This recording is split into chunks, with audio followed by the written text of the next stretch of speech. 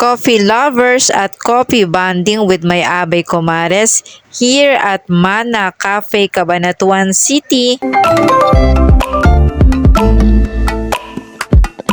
Hello friendly people! Good day po sa inyong lahat. For today's video, nag-drop by kami dito sa Memana Cafe. Dito yan sa Cabanatuan City. At eto na nga yung time na nasa loob na po kami ng Nasabi pong Cafe. At kasama ko yung aking Abay Comares, Abay Winnie, Abay Tela at si Abay Tina. Kung saan ibobloot nga kami ng favorite coffee namin. So eto, meron pang mga available dito na mga chairs sa loob. At eto, nagbabayad na nga si Abay Tina. So dito lumabas kami.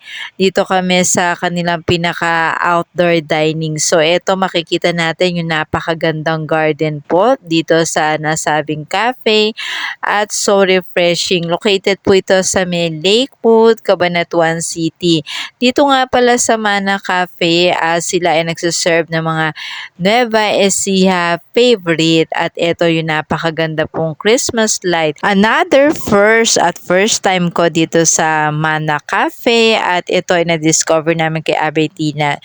Dito niyaya niya po kami na kami ay mag-coffee break at mag-coffee van. So ito yung mga food na in-order niya at yung mga coffee, kasi kami po ay mga coffee lover at talaga naman po napakasarap talagang humigop ng mainit na kape at tuloy bonding, kwentuhan naming mag-aabay Comares. So ilan buwan din kasi kami hindi mga nakita-kita at talagang sinulit namin ang amin pong kwentuhan, chikahan, at ito ay nakauwi na kami, I think mga 7 PM na po.